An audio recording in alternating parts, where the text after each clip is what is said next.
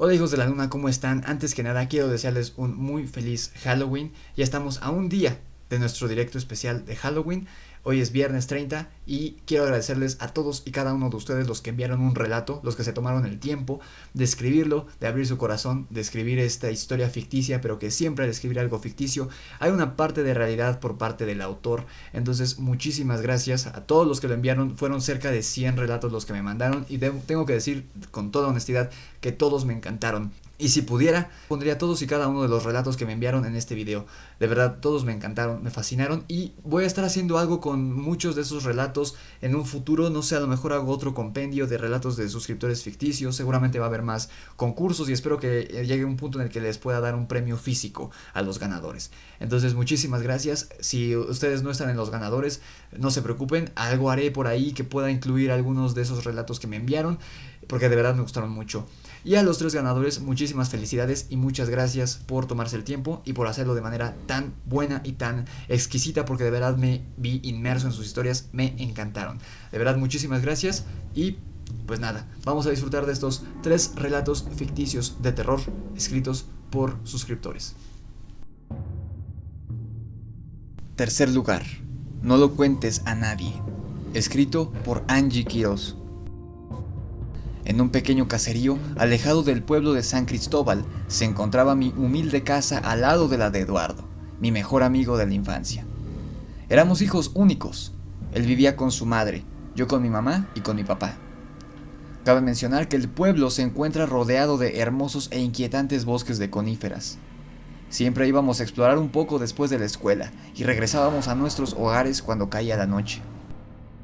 Recuerdo una tarde en particular en la que Eduardo y yo fuimos como siempre al bosque. Esa tarde dominaba el silencio.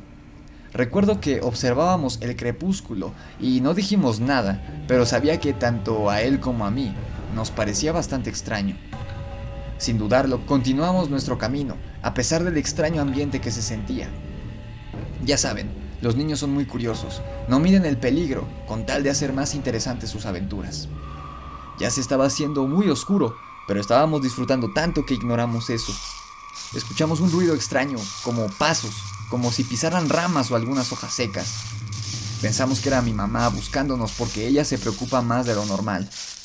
Cuando volteamos a ver, no había nadie. Nos pareció muy extraño y esta vez decidimos irnos de inmediato. Aquel día nos habíamos adentrado en el bosque más de lo normal. Mientras regresábamos, observamos un gran agujero que nunca antes habíamos visto. Salimos deprisa del bosque y llegamos por fin a casa.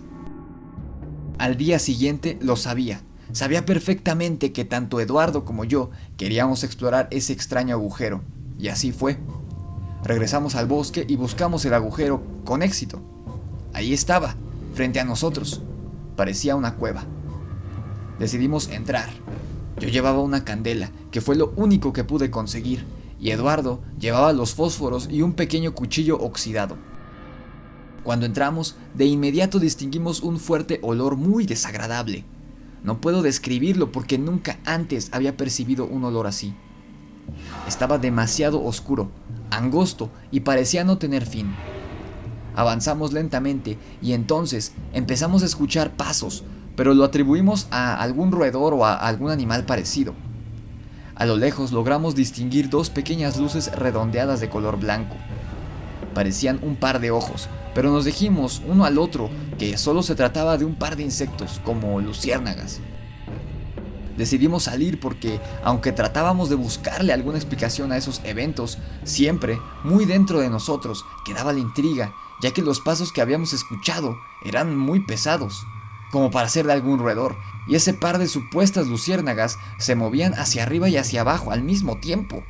Era mucha casualidad que un par de insectos mantuvieran una perfecta coordinación. Yo salí primero de la cueva y le di la mano a Eduardo para ayudarlo a salir, cuando de pronto vi en su rostro el miedo, el terror más sincero que jamás he visto en mi vida. Con voz temblorosa me dijo: «Sácame de aquí, rápido». Yo tenía sujeta su mano y sentí como alguien tiraba de él, de vuelta hacia la cueva, así que lo tomé con las 2 manos, lo jalé con fuerza y me cayó encima. Salimos corriendo de ahí lo más rápido posible y nunca más regresamos a explorar el bosque. Pasaron los meses y llegamos a la adolescencia. En ocasiones yo iba a la casa de Eduardo a tomar café y a charlar un rato con él y con su madre. Pasado un tiempo, Eduardo empezó a comportarse extraño. Yo seguía yendo a su casa como de costumbre, pero su madre me decía que él estaba encerrado en su cuarto y que no quería salir. Él se distanció mucho, así que decidí no volver para no molestar. Pensé que la adolescencia lo había cambiado. Pasó casi un año y yo estaba en la sala de mi casa, reparando la pata floja de una mesa, cuando tocaron a la puerta.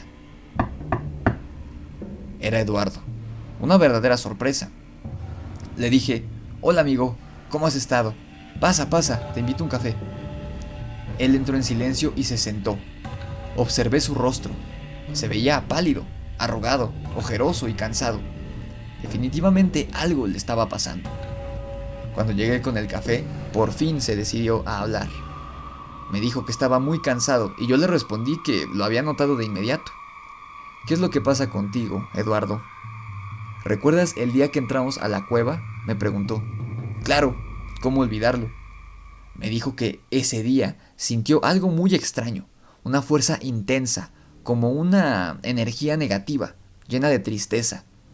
Desde ese momento sintió que una parte de él se había quedado dentro de esa cueva. Algo le habían arrebatado.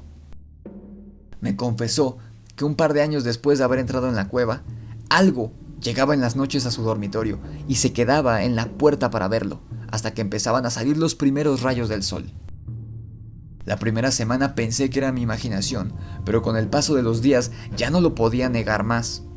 Empecé a cerrar mi cuarto, pero fue peor, porque aproximadamente a medianoche la puerta se empezaba a abrir lentamente por sí sola, y de inmediato esa cosa se asomaba a observarme fijamente. Luis, esa cosa tiene casi la misma altura que la puerta. Siempre a medianoche me despiertan sus pasos, pesados y lentos, como si un caballo caminara en el piso de madera en dos patas. Cuando llega al umbral de mi cuarto se asoma. Es como una sombra muy oscura, más de lo normal. Si duermo con una vela encendida, más oscura se ve. Y sus ojos, Luis, sus ojos, eran aquel par de luciérnagas que supuestamente habíamos visto en aquella cueva. Un par de luces pequeñas, blancas, que me observan fijamente desde la oscuridad. Un día en la mañana, mientras desayunaba, le pregunté a mi madre si escuchaba unas fuertes pisadas por las noches, y ella me respondió que no, que seguramente era el perro o el gato, y ya no quise preguntar más. Por más que cierro las puertas y ventanas, con seguros y con candados, esa cosa siempre logra entrar a la misma hora. Y eso no es lo peor, Luis, me expresó Eduardo con espanto. En ese momento dejé el café en la mesa y trataba de asimilar todo su relato, cuando me dijo algo que hizo que un escalofrío me recorriera todo el cuerpo. Con voz temblorosa y con esa mirada, la misma mirada y la misma expresión en su rostro que jamás pude olvidar, aquella que él tenía cuando algo lo jaló hacia el interior de la cueva. Eduardo me dijo que cada vez que llegaba esa criatura a observarlo, él, por algún motivo, no se podía mover, no podía hablar, ni siquiera gritar. Sentía que cada noche aquella entidad lo llenaba de tristeza, de miedo, de enojo y de incertidumbre. Tengo muchos meses de no dormir bien. Hay noches que no logro dormir nada. Nunca lo había hablado con nadie porque siento que si lo hago, esa criatura, de alguna manera inexplicable, se va a enterar. Es como si supiera lo que pienso. Además, la gente va a creer que estoy loco. Por favor, Luis, no le cuentes a nadie. Decidí contarte esto hoy porque sé que no me juzgarás y al mismo tiempo porque algo inusual pasó anoche. Por alguna extraña razón, esa sombra enorme con ojos brillantes y patas de caballo solo se queda mirándome desde la puerta de mi cuarto. Pero anoche fue diferente. Anoche se atrevió a entrar. Se acercó hasta mi cama y se veía aún más grande y oscura. Ahí se quedó toda la noche, al lado de mi cama, mientras yo solo lo observaba inmóvil. En tantos meses que esto me sucedía, hasta apenas anoche, ese espectro se atrevió a pasar de la puerta. Por eso te vine a contar esto hoy, Luis, porque siento que algo muy malo me va a pasar pronto. Cuando terminó de confesarme todo lo que estaba viviendo, yo no tenía ninguna palabra de aliento para semejante tormento de mi amigo. Absolutamente todo se lo creí. Sabía que algo muy extraño había pasado aquel día en la cueva. Además, su comportamiento y su apariencia física lo confirmaban. Le dije que me diera tiempo para pensar de qué manera podía ayudarlo, que mientras tanto tomara un poco de agua bendita que mi madre tenía en su pequeño altar, y que mañana lo acompañaría al pueblo para ir a buscar ayuda en la iglesia. Me dijo que estaba de acuerdo, tomó el agua bendita y se despidió. Le di unas palmadas en la espalda y le dije que ya encontraríamos la forma de que su sufrimiento cesara. Por la ventana pude ver su tristeza y lo pude ver a él observando el horizonte. Pude percibir un extraño e incómodo silencio en el ambiente, como si las aves se esfumaran de pronto.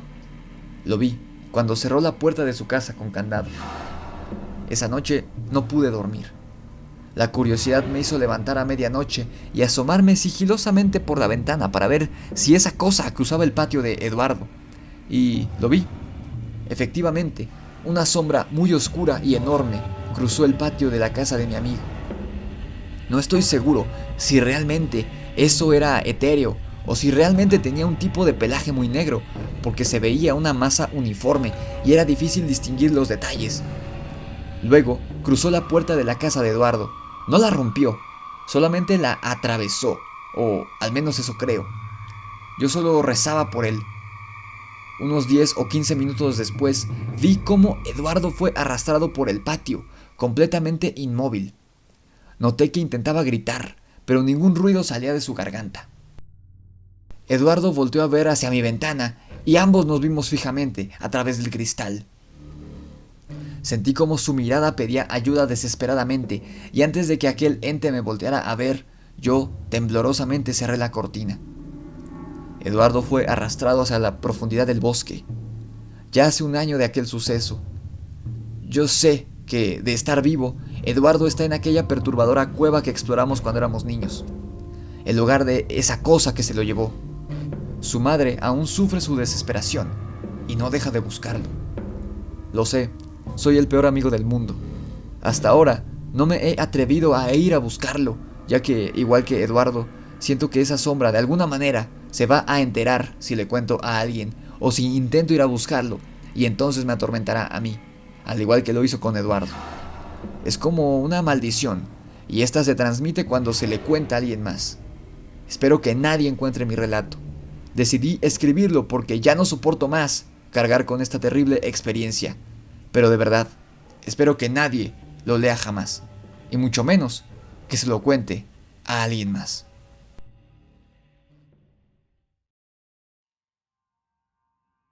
Segundo lugar, Neófito, escrito por César Calvillo Corona. Diego abrió sus ojos. Su vista era borrosa, pero solo pasaron unos segundos para que ésta regresara a la normalidad. Miró al cielo nocturno y sus estrellas. Estaba tirado en el suelo de la calle. Trató de levantarse, pero su cuerpo se sentía lento. ¿Qué fue lo que pasó?, se preguntó. Diego no lo recordaba, solo quería alejarse de ahí. Estaba débil, su mirada parecía perdida. No se había percatado, pero su ropa estaba llena de sangre, sobre todo su cuello. Diego logró levantarse y comenzó a caminar. «Oye, amigo, ¿estás bien?». Diego no se inmutó en voltear. Detrás de él había dos hombres, uno muy delgado con la boca llena de sangre y el otro vestía con una playera sin mangas. Fue este segundo quien le habló y continuó insistiendo. «Déjame pedir una ambulancia». Cuando terminó de hablar, el hombre sacó su celular, pero el otro sujeto, el delgado, el que tenía sangre en la boca, se lo arrebató con un movimiento rápido.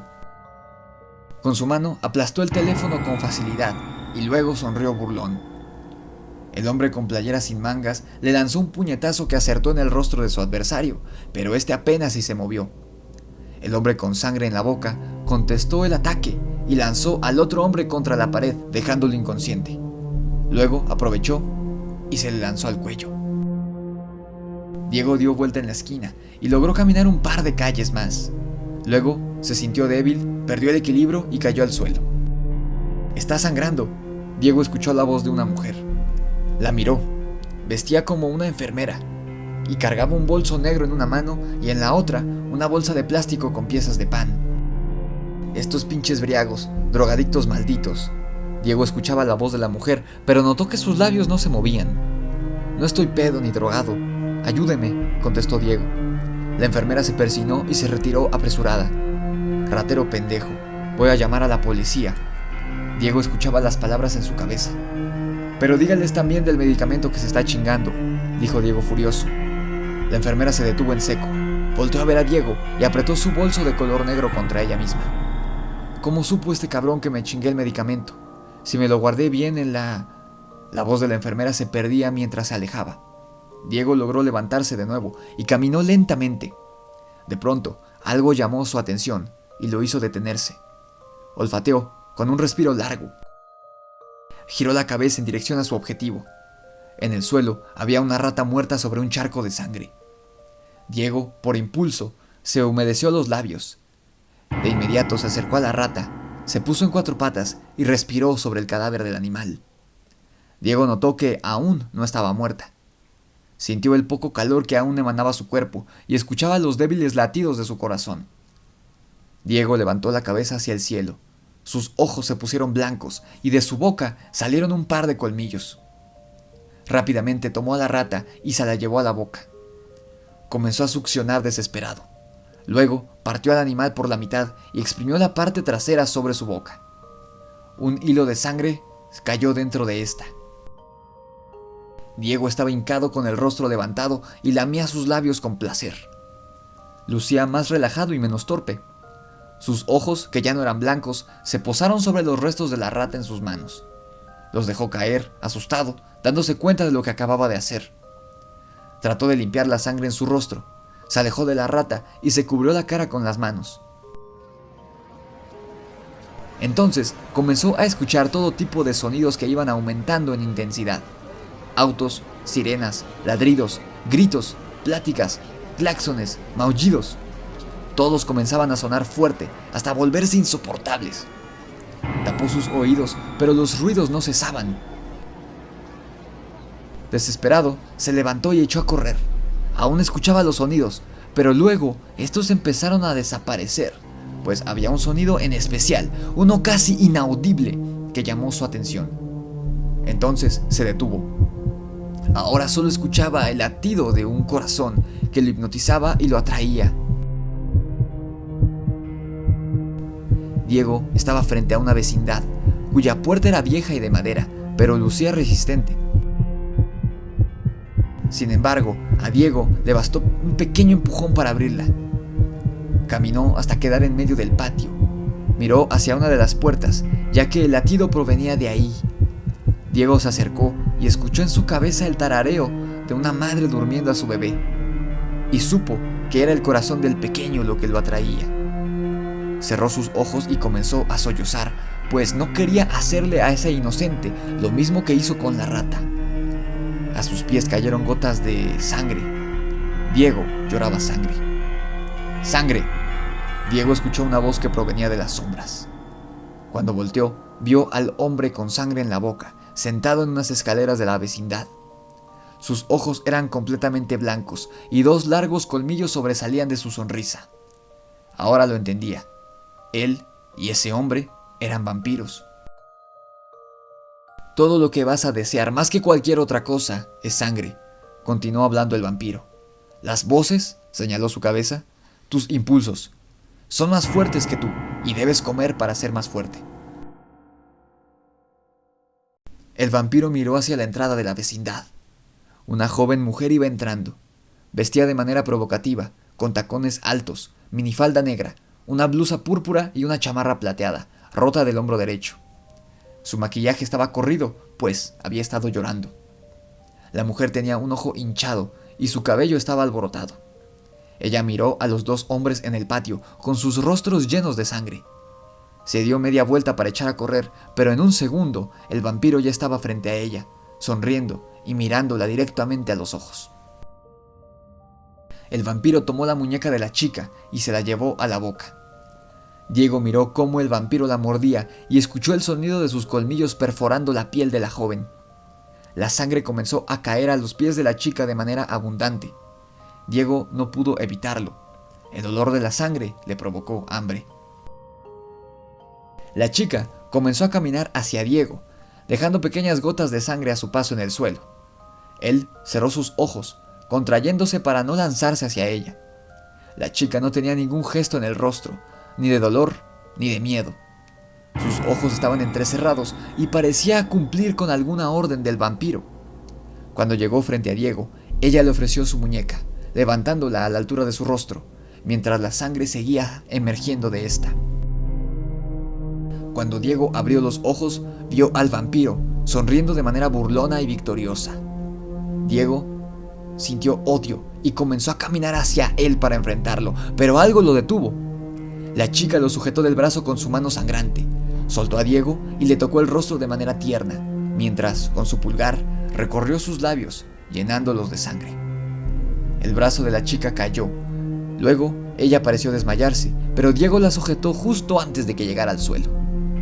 «Se está desangrando. Acaba de una vez con su miseria», dijo el vampiro, mientras caminaba para estar a un lado de Diego. Diego miró a la chica inconsciente entre sus brazos. «Sálvame». Diego escuchó el pensamiento de la chica. Aún había algo de conciencia en ella, pero había más, había dolor. La cabeza de la chica estaba llena de horribles recuerdos de ira. Diego pudo ver hombres golpeándola, insultándola, burlándose de ella. Vio momentos donde ella pasaba hambre, donde lloraba con miedo e impotencia. El vampiro comenzaba a mostrarse impaciente. Diego lo miraba con odio. Luego echó la cabeza hacia atrás, abrió la boca mostrando sus enormes colmillos, y a continuación fue directo al cuello de la chica. El vampiro escuchó cómo Diego succionaba la sangre de la joven. Segundos después, el vampiro lo sujetó del cabello y lo obligó a mirarlo a la cara. Vio que su rostro tenía sangre fresca y el vampiro sonrió, complacido, para soltarlo después. «Vámonos», le dijo el vampiro caminando hacia la salida de la vecindad. Diego se levantó y dejó a la chica en el suelo. El cielo ya estaba comenzando a clarear. El vampiro se le acercó y lo tomó por la camisa. Diego respondió y forcejearon hasta que logró soltarse y lo aventó con sus poderosas manos. Furioso y sin entender, el vampiro miró a Diego. Sus ojos empezaban a inyectarse de sangre, pues estaba a punto de lagrimear. «Entonces, ¿por qué te alimentaste de...?» El vampiro no terminó la pregunta. Señaló hacia la chica, pero ella ya no estaba en el suelo. «Vámonos», insistió de manera preocupada, casi rogando. El cantar de los pájaros comenzó a escucharse y fue como una alarma. Ya no había tiempo. Frustrado y con odio, el vampiro volvió a las sombras. Diego se quedó quieto en medio del patio, cerró los ojos y extendió sus brazos. Luego, sus piernas comenzaron a incendiarse bajo la luz del sol. El fuego subió hasta su cabeza y terminó consumiendo su cuerpo, dejando solo un montón de cenizas en el suelo. Desde el interior de una casa abandonada, a través de una ventana, el vampiro miraba con tristeza el fin de su creación. Epílogo. 7 días después. Una chica viste de manera provocativa, se encuentra en la calle y un hombre la tiene sujeta del cuello, tratando de ahorcarla. «Tú vas a hacer lo que yo te diga», dijo el hombre y terminó abofeteándola. «¿Te quedó claro?» Ella miró al hombre y un rugido salió de su boca. En un segundo se lanzó hacia el cuello del sujeto y lo tiró al suelo. El hombre luchaba para quitársela de encima, pero sus movimientos comenzaron a volverse lentos hasta quedarse inmóvil en el suelo. La chica se levantó, se limpió la sangre de la boca y tranquilamente continuó con su camino.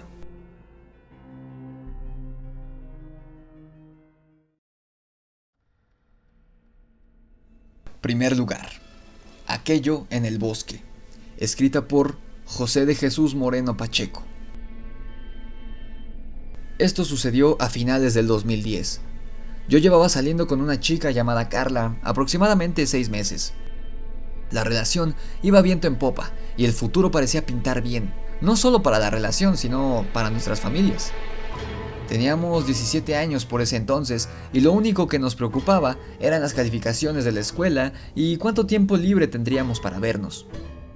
Yo me llevaba muy bien con sus padres, por lo que la mayoría de nuestras citas eran en su casa, jugando Jenga con sus hermanos, yendo a cenar con sus padres o simplemente viendo alguna película de terror en su cuarto. A los dos nos gustaba bastante el tema paranormal, pero teníamos una fascinación especial por los vampiros y los hombres lobo, por lo que pasábamos un buen rato escuchando historias de terror o leyendo creepypastas en blogs de internet. No sé si este miedo y sentido de alerta que se despierta en uno al escuchar o leer alguna historia de terror nos preparó de alguna manera para lo que vendría más adelante. Como les comentaba, la familia de Carla me apreciaba mucho. Por eso, cuando ella me invitó a un campamento en San Luis Potosí, obviamente acepté. Sus padres hablaron con los míos y no tardaron mucho en darme permiso. Después de todo, yo soy hijo único y ellos tendrían unos días libres para ellos. La noche anterior de nuestra partida, me quedé a dormir en casa de Carla, ya que nuestro vuelo saldría muy temprano por la mañana. Obviamente, estaba emocionado por el viaje y casi no dormí esa noche. Sospecho que Carla y sus hermanos tampoco podían dormir porque desde la habitación de huéspedes, en la que estaba yo, que se encontraba en la planta baja de la casa, se podían escuchar pasos inquietos y camas de madera crujir bajo el peso de su ocupante al acomodarse o cambiar de posición. Nuestro vuelo salió a tiempo, a las 4:30 de la mañana, y arribamos al destino alrededor de las 5:45 am. Ahí nos estaba esperando uno de los tíos de Carla, un señor muy jovial de aproximadamente 50 años, quien nos acompañaría al campamento junto con su familia. Llegamos a casa del tío Benito, que a pesar de no ser muy grande, era muy acogedora.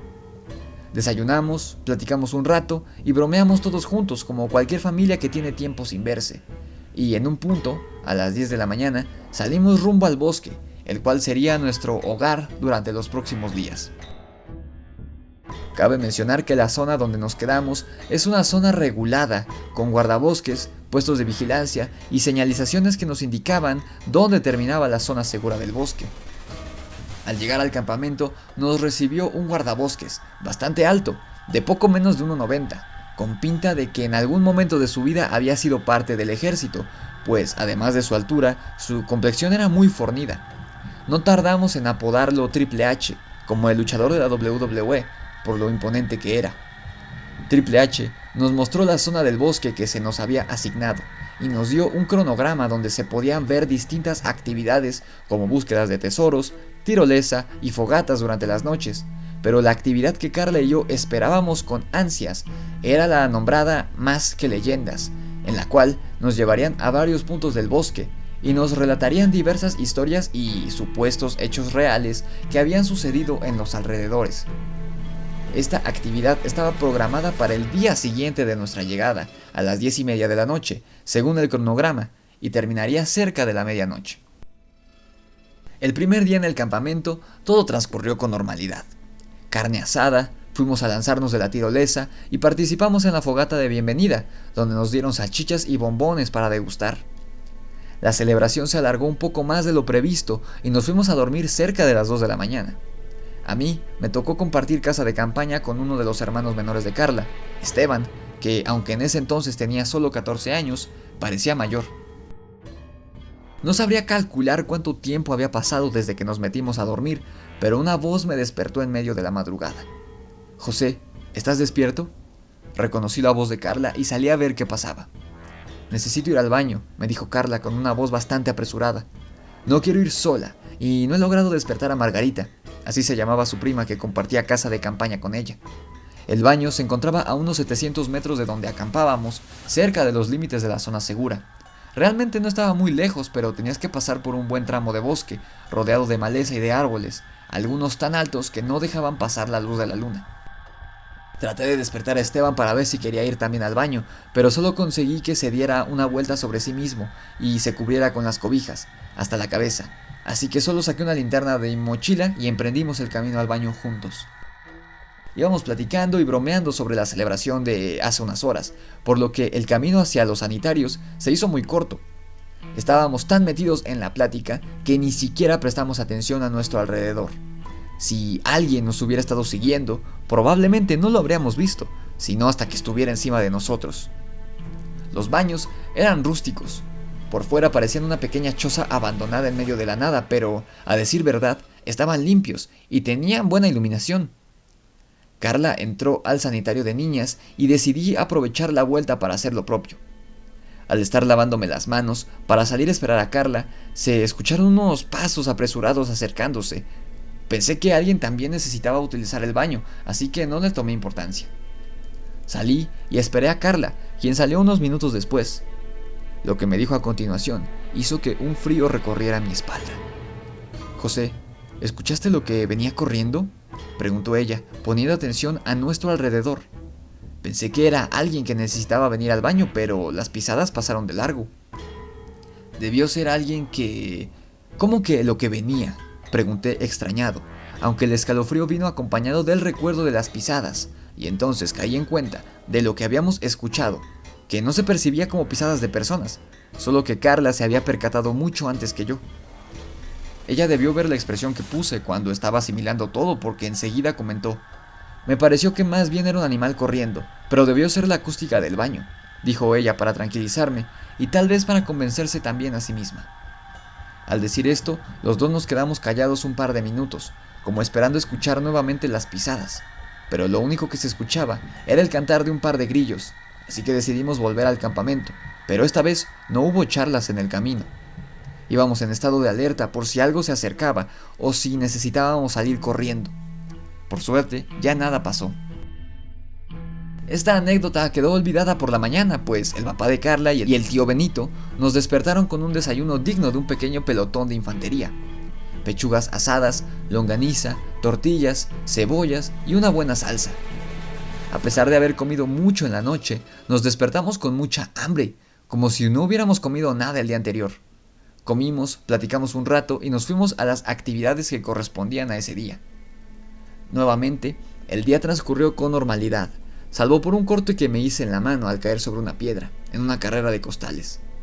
La noche se acercaba y con esto la actividad, más que leyendas, estaba más próxima y nuestra emoción también crecía. Al llegar la hora marcada, Carla, Esteban y yo partimos al punto de reunión. Los demás miembros de la familia no habían querido asistir, pues no querían sugestionarse, aunque los tres sabíamos que en realidad no iban porque a la mamá de Carla le daba mucho miedo este tipo de actividades. Incluso recuerdo que me habían contado una historia donde la señora salió con un ataque de nervios de la casona del terror de la ahora extinta Feria de Chapultepec. Al llegar, ya había un par de personas más esperando a nuestro guía. Al parecer, seríamos pocos en esta actividad, solo 8 participantes. Una pareja de unos 25 años, 2 chicas de unos 15 años con su padre y nosotros 3. Para nuestra sorpresa, el guía resultó ser Triple H, el guardabosques, quien se limitó a decirnos que lo siguiéramos. Iniciamos el recorrido con las indicaciones de rutina, pero hubo una en especial que llamó nuestra atención. «No se alejen del grupo», dijo Triple H. «Mantengan las linternas encendidas. A cada uno le daré un silbato por si se llega a perder, y así podremos encontrarlo. Mientras caminamos hacia los puntos asignados, es recomendable que caminen en parejas. ¿Todo claro?». Asentimos. «Ok, una última cosa. Si les digo que corran, corren». Todos nos miramos nerviosos, pero llegamos a la conclusión de que esto nos lo había dicho para meternos en contexto de la situación. El recorrido comenzó cerca de la entrada al bosque, donde Triple H nos contó un cuento un poco lento sobre la historia del lugar, y nos advirtió que, a pesar de ser una zona protegida, las personas desaparecían de forma constante por esos rumbos, así que pidió que no nos alejáramos. A mí me pareció la típica historia que le cuentan a los niños pequeños para que se anden con cuidado en lugares desconocidos. Nos adentramos un poco en el bosque, cerca de los límites del campamento, donde se encontraban unos letreros que decían: «Regrese, está saliendo de la zona segura». Aquí fue donde esta historia realmente comenzó. «Nos adentraremos un poco más en el bosque. Hay una cabaña que quiero mostrarles», dijo Triple H con una sonrisa burlona. «Dicen que ahí vivía un viejo chamán». Nos alejamos aproximadamente unos 800 metros de la zona segura, cuando comenzamos a escuchar unas pisadas a nuestra derecha. Yo iba tomando la mano de Carla y sentí cómo se estremeció un poco, como si un escalofrío hubiese recorrido su cuerpo. «¿Todo bien?», pregunté. «No lo sé», respondió Carla mirando alrededor. «Me pareció escuchar algo hace un momento».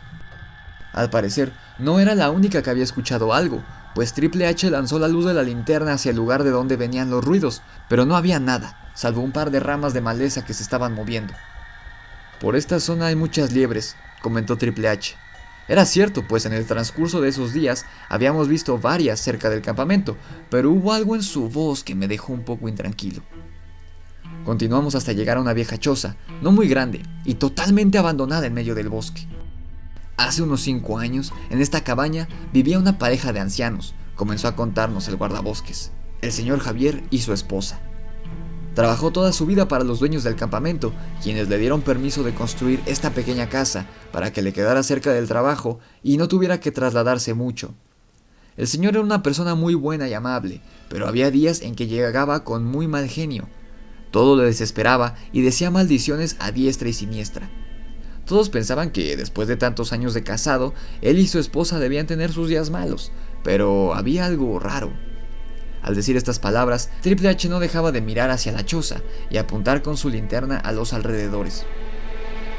Volvimos a escuchar ruidos a nuestras espaldas, pero al apuntar la linterna de nuevo, no había nada extraño que nos alertara. Después de los días donde el señor Javier estaba de malas, continuó Triple H después de la interrupción, normalmente se ausentaba un día y cuando regresaba se le veía cansado, como si hubiera pasado varias noches sin dormir. Es aquí cuando los compañeros comenzaron a decir que él era un chamán, que había hecho pactos con el diablo hace muchos años y que se arrepentía de eso. Decían que él ya no se quería convertir en animal, pero el espíritu que traía dentro luchaba para salir, y era ahí cuando tenía esos cambios de personalidad. Yo, la verdad, tengo mis dudas. Se notaba que Triple H estaba nervioso porque comenzó a contar la historia un poco más rápido. La última vez que lo vi fue en el funeral de la señora Amelia, su esposa. En realidad, nadie sabe de qué murió, aunque nadie preguntó mucho al respecto, porque ella pues ya tenía una edad avanzada, continuó Triple H. A pesar de los años, el señor Javier era un hombre fuerte para su edad. Nunca lo vi con alguna dolencia, salvo los días después de faltar al trabajo. El día del funeral de su esposa, se le veía con una cara desencajada, pálido y muy flaco, como si los años le hubiesen venido encima de repente. Nadie volvió a verlo después de ese día. ¿Entonces nadie sabe qué pasó con él?, preguntó una de las chicas que venían con su padre. No, dijo Triple H con un tono cortante. Aunque unas semanas después de que le perdimos la pista, decidimos entrar a la cabaña.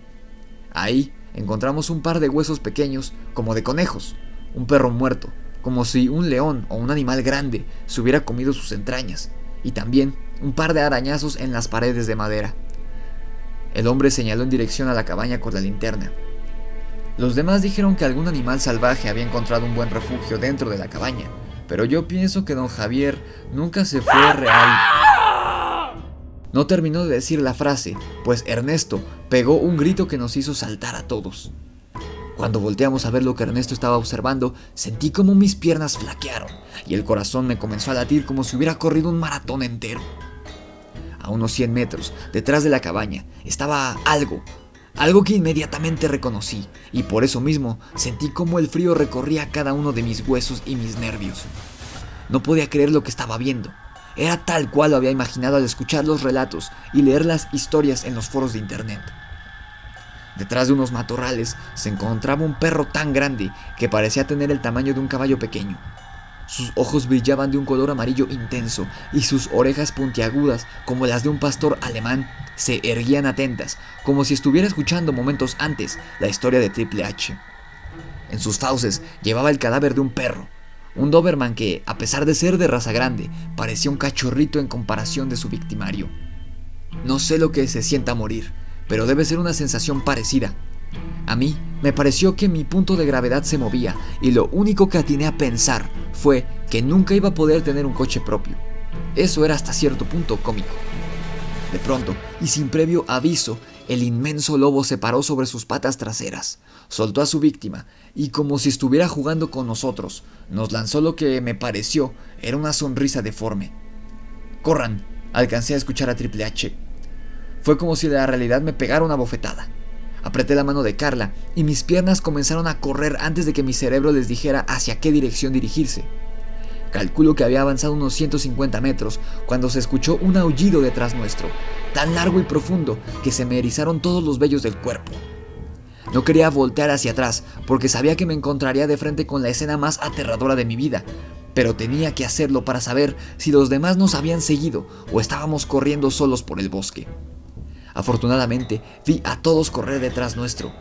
Triple H cargaba a una de las adolescentes, que al parecer se había desmayado, pues su cuerpo estaba completamente inerte.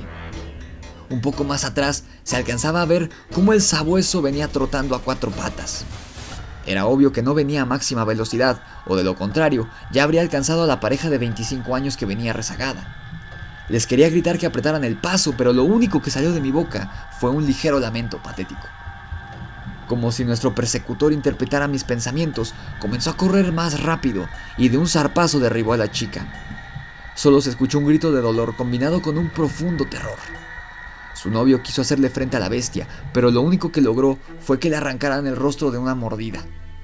No me gusta decir esto, pero los demás aprovechamos ese momento para seguir corriendo. Estábamos a escasos 100 metros del campamento cuando la bestia se acercaba nuevamente, esta vez flanqueándonos por la izquierda. Llevaba en su hocico lo que parecía ser la mano cercenada de una persona. Ahora sí sentía que no la contaríamos, pero escuché la voz de Triple H por encima del alboroto. «Don Javier, ya cálmese», vociferó Triple H, que si estaba asustado lo disimulaba bastante bien. «Déjenos en paz y lárguese». Al oír estas palabras, el lobo lo volteó a ver con cierto odio, pero se detuvo de golpe. Ya no continuó con la persecución, aunque nosotros no paramos de correr hasta llegar a la zona segura.